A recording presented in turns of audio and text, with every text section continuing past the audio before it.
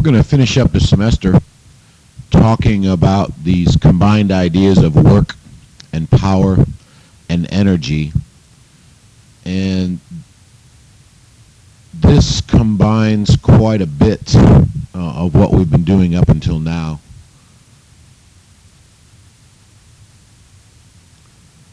And we have some specific definitions for each of these. Work is a force applied over a distance. Okay? So we're going to have to apply a force, right?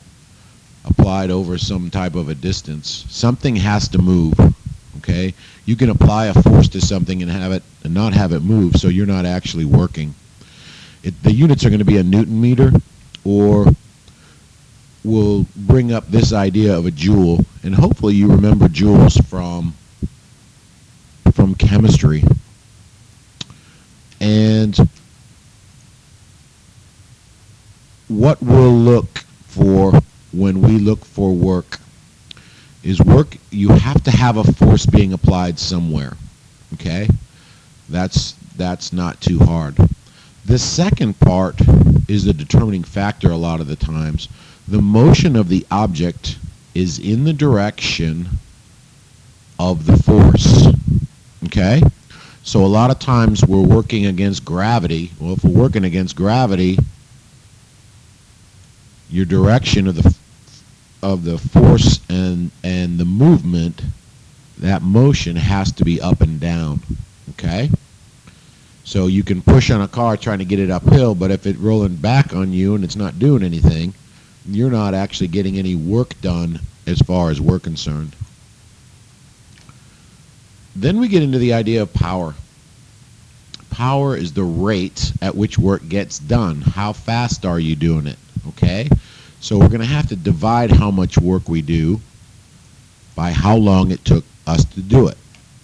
It's going to be joules per second or Newton meter per second, or the unit we'll look for is a watt, and it'll be a W. Okay? So power is the rate at which work gets done. How fast are you getting that work done? Energy is the ability to do work. Okay? The unit will be a joule. Hopefully you remembered that. Joules are all over the place. Energy is one of those things that is a continuing theme throughout biology and chemistry and physics. Okay?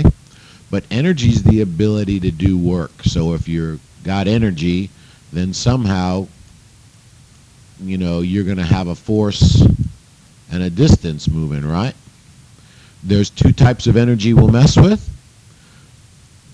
Kinetic energy, you know that kinetic energy is the energy of motion, and potential energy or stored energy, okay? Some types of kinetic energy. Can you think back what types of energy we've had our kinetic energy? Can you name some types of potential energy? Okay?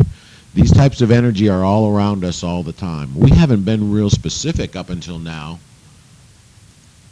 but here they are. If you think about energy of motion, kinetic energy, you're talking about sound, okay? Talking about sound. You're talking about light. You're talking about thermal. You're talking about wind. Talking about electrical energy, okay? All of these are energy of motion in some way, shape, or form. Okay? Something's moving here. Whether it's the electrons in electric energy, or photons in light energy, or just the movement of atoms in thermal energy. Okay? Potential energy, or this stored energy, right? Where do we get stored energy from? Well, it could be from a chemical energy. Chemical energy like a battery. It could be elastic. Elastic will just simply mean, anything that stretches and returns back to its original form like that on its own. Okay, rubber bands and things of that nature, bungee cords. Or the one that we'll work a lot with is this idea of gravitational potential energy. And gravitational potential energy is stored because of its position.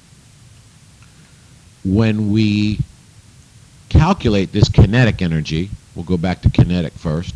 It's 1/2 mv squared. It's real straightforward. Your mass is going to be in kilograms. Your velocity is going to be in meters per second. Okay? It's a pretty straightforward calculation. Only the velocity is squared. Potential energy is energy stored in an object, giving it the potential to cause that change. It's got the potential to do work. Most of the potential energy we're going to look at is gravitational potential energy. This is going to be energy stored due to its position, okay? Position above the Earth. So what we're looking at, gravity's pull on things, what was that called? You remember? Well, that's mass times gravity. So that's your weight. That's the weight of whatever it is we're using. And we're focusing on its position, so that's going to be its height. So if we calculate this, it's going to be mass times gravity times height. And if you've ever been skiing, and I've been skiing a while, you know that there's gravitational potential energy when you're at the top of the mountain. Okay? When we start dealing with energy, one of the main ideas in all of science is this law of conservation of energy. We just got through with momentum, and there's a conservation of momentum. Okay? Back in chemistry last year, you dealt with conservation of energy and conservation of mass. Okay? You remember that for conservation of mass, in all those reactions, all the mass you had before the reaction better equal all the mass you had after the reaction. Everything had to add up. Well, the same thing is true with energy. All the energy, as long as the system is closed, you had to be able to account for all the energy when energy is transformed. Okay? It's transformed from one to another, but the total amount of energy does not change. So the energy before equals the energy after. On an example of, if you think about how a bomb works or how any explosive device works, okay, you basically have all that chemical energy, and what you try to do is get that chemical energy to be transformed into some type of mechanical energy, okay? But when you have something go off like that, all these other forms of energy, you got sound, you got light, you got heat, okay? That may not be in the productive intent of an explosion like that, okay? So, they use these ideas, we use the idea of a bomb, but if you think about, when they level a building, okay, you have to place all those charges just right. Well, you're not going to get all of that energy from the chemical into what you want it to do, because if you hear it, there's energy. If you see it, there's light energy, and it seems like there's always heat associated with everything these days, okay? But if you added them all up, the total has to be equal for before and after. Thermal energy is a common byproduct of all of these energy conversions, okay? Your car gets hot. Why? What's generating that heat? Well, friction is a lot of that heat. Okay, generates a lot of that heat. Sorry. If you look at, all the chemical energy in a gallon of gasoline, all of that energy doesn't go into moving your car forward. Okay? Some of that is produced as heat. And even in factories where they have big motors or some type of engine to get that to go, you're going to get their machines to work. Not all of that energy gets transformed into work. Okay? Light bulbs get hot.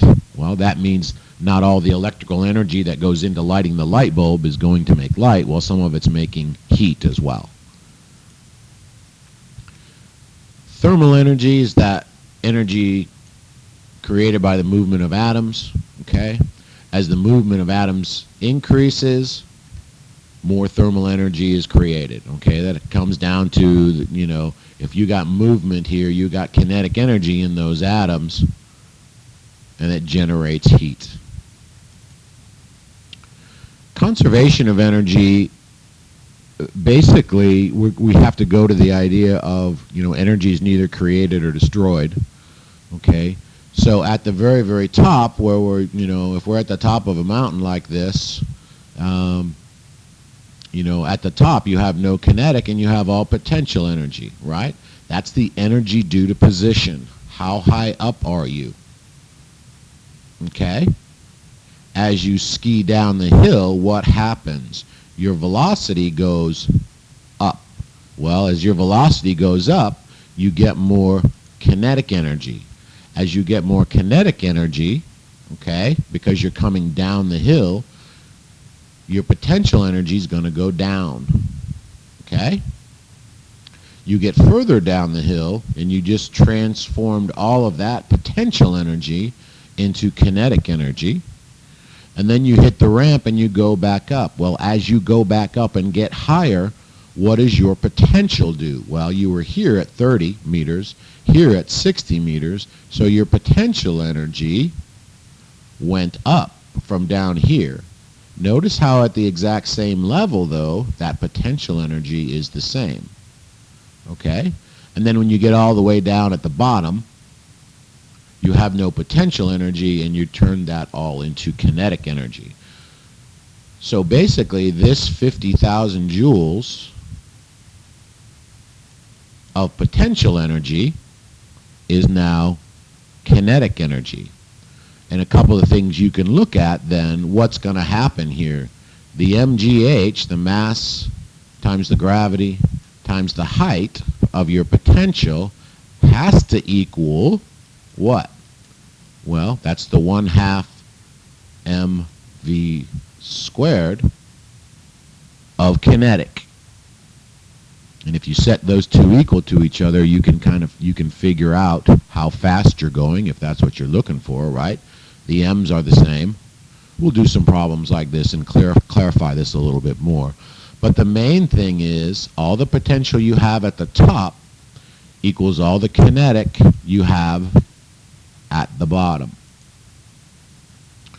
So we have some example problems. So how much work is done by a toy car with an applied force of 12 newtons when it moved for 39 meters? Okay? Remember, work. What are the two components of work? Force and distance. Okay? Force and distance, and they must be in the same direction.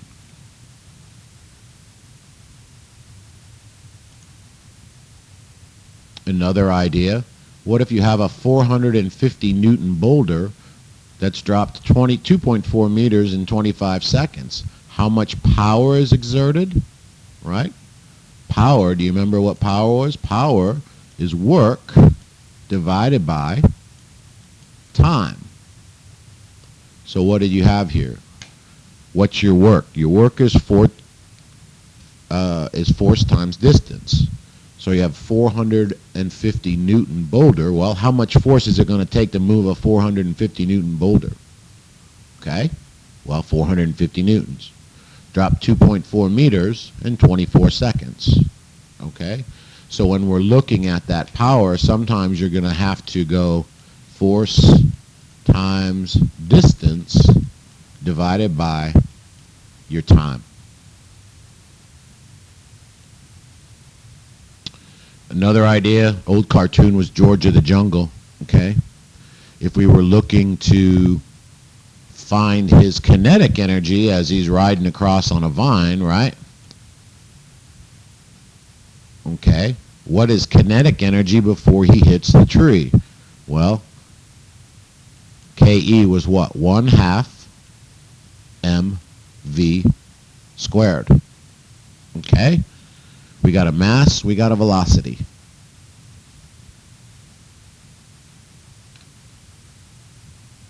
Okay? If you got a calculator out, you can crunch those numbers. I can't do that right now. And then, after George hits the tree, he falls to the ground. Well, if he begins his fall to the ground, it's 22 meters up. How much gravitational potential energy does he have? What is that gravitational potential energy? What are the three things? Mass times gravity times his height. That's his PE. Okay? Mass times gravity times height. You're going to see that formula quite a bit over the next week or so. Why does the amount of work or power required matter? Okay? If you think about it, you know, you have a 100-watt light bulb. Are we talking about the same things here? Well, in a way we are, okay? You know, if you ever take a look at your electric bill, we have kilowatts. Well, remember, watts is power. So we can figure out how much energy is being transferred, how much work can get done, okay? And I said work and energy and power are basically all around us. Think about a career where they actually do this. It's all over the place, okay? You know, there are auto shops that try to get the most power out of your engine in your car. And I said, this is from an engineering standpoint and from an application standpoint, work, power, and energy are all over the place. You know, even with this computer, this laptop, you guys know that it heats up during the day so much it can't work at the end of the day. Okay, well, we're generating heat. Well, something's going on. There's moving electrons. There's something in there where you have that work and power and energy. Okay? Thank you very much. I appreciate you guys listening tonight.